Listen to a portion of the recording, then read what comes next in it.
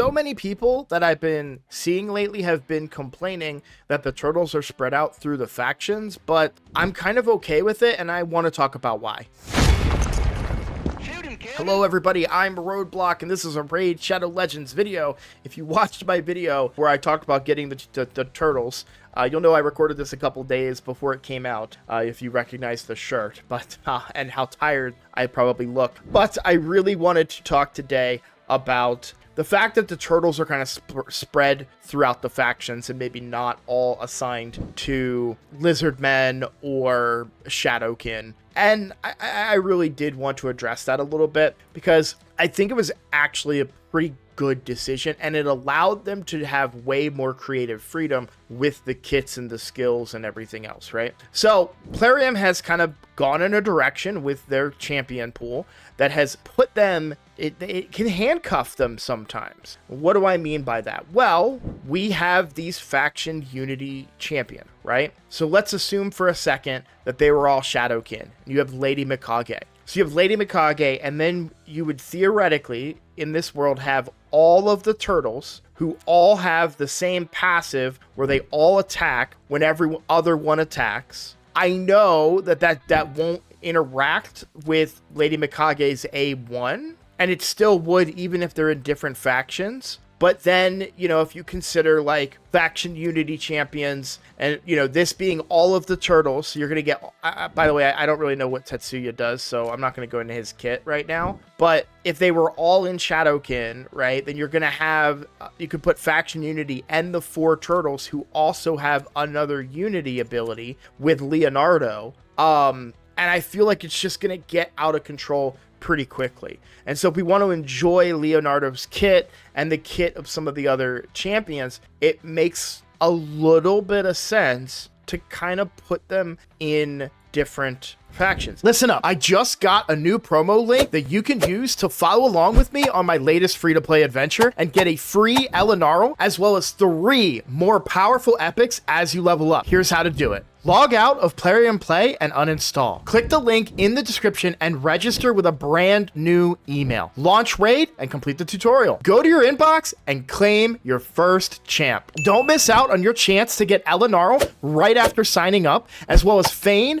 Uugo, and Tagoar as you progress through Raid. Click on my link right now and let's crush this together. Does it make sense in terms of the game? Like, does it make sense that they're not in the Lizardmen faction? No, that doesn't make sense. But I just think we're also kind of maybe nitpicking a little bit here, right? Because at the end of the day, it's a fictional world. It's a fictional story. People can be whatever they want and do whatever they want. I mean, like, look, this dude is in High Elves. That is the darkest of High Elves I've ever seen. Like, that looks like a dark elf to me, right? Galathier, I thought was a dark elf, and they threw him in High Elves, right? Like, some things...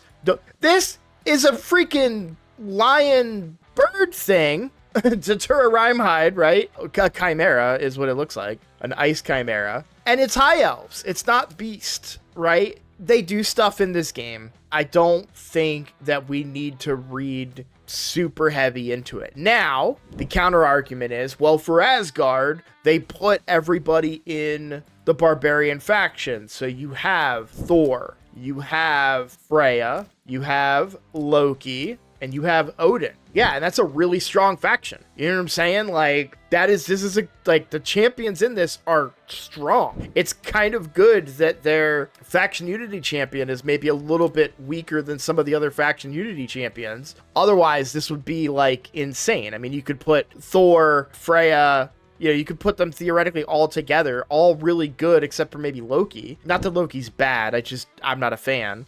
So, I just think, given the direction that they wanted to go with the champions, putting them all in one faction, I think would have been way worse in terms of gameplay. So, they made a sacrifice in terms of story, but I just don't think it's that big a deal. And I see people kind of like getting up in arms about it. Not, by the way, just because you haven't posted a comment somewhere doesn't mean other people aren't. It's just something I see people talking about. I see people talking about it in the comments of other YouTubers and things like that. And so I needed something to talk about, and it did bother me. I did want to make a video on this because I just don't think it really matters in the grand scheme of things.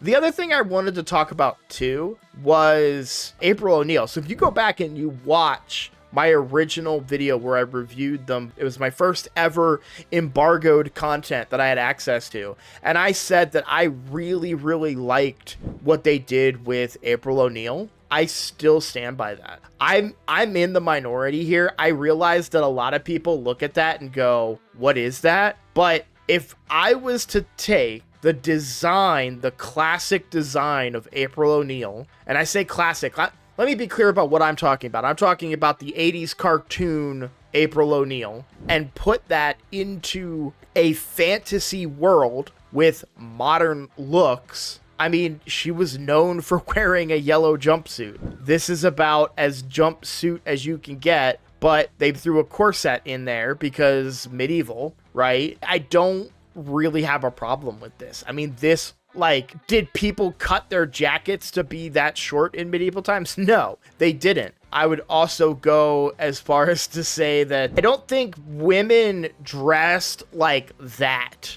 in, don't get me wrong, corsets and, you know, things were pushed up, but like all the gaps in the abs and the legs, like, you know what I'm saying? Like, it's a game. It's a fantasy world, guys. I think nitpicking over the look of, I'm not saying that we can't talk about it. I'm talking about it, right? But, you know, to sit there and be like, well, that doesn't look really realistic or something like that. You know, I think for the look of Raid, you're taking one IP and you're transforming it into another IP and trying to make them look similar. You know, I don't think this is bad. In fact, I think it was pretty well done. I actually appreciate the approach that they took to keep her look. What they could have done too is just put her in the original full jumpsuit and just say, oh, well, she got teleported there and she didn't change her clothes. No, they did the better thing. They teleported her into the world and she changed her clothes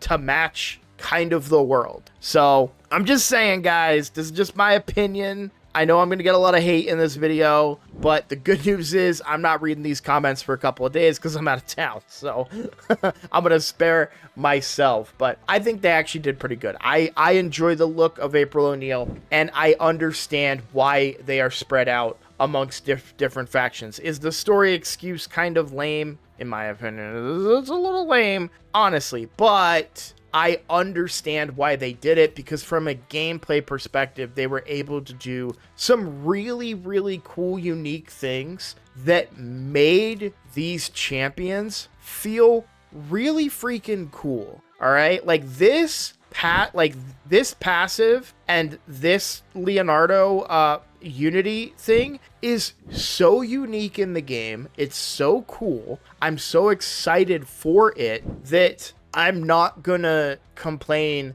that they're not all in the same faction, because, you know, it just, I don't know. It's how I feel. I'm sure that you guys may not all agree with me, but that is how I feel. And I am kind of happy to get also one other thing. Sorry, I just remembered the whole other spiel that I had about this. There's another very important thing here, and that's helping us, right? I am a player that is currently progressing through this game. I have not cleared all of Faction Wars Hard, and there are in fact some factions that I struggle in. One of those factions was Lizardmen. Well, they did a summon pool, and guess what? I got 3 freaking Lizardmen and now all of a sudden I can finally do hard faction wars, because previously I only had Pythion, Basatha, Fushan, and I'm not going to use Razin, so I was using epics, which the epics here are good for like bosses, but they ain't exactly the best in hard faction wars.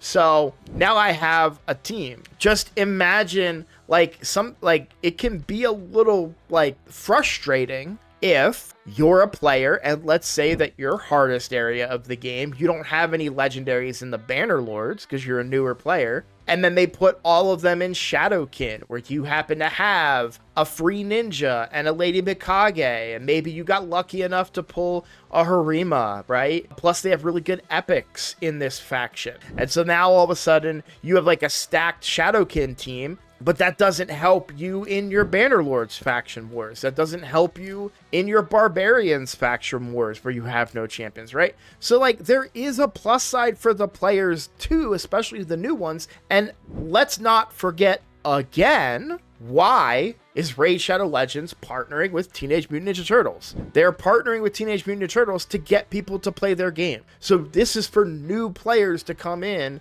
and have access to these champions. And oh, by the way, if you spend some money and you get into this game, now you have all of the turtles. You also have really good champions in multiple factions to give you a head start in faction wars to progress further in this game. So look, I understand people are not going to like it, but playing devil's advocate, actually, I'm not even playing devil's advocate. I agree with it. I think they did the right thing. I think they did the right thing, putting them in different factions. I think the look of of all of them are good, and you know, that's my opinion. You don't have to agree with me. That's fine. Either way, thank you for watching. If you are new here, please consider subscribing, and I look forward to seeing you all in the next video. Take care.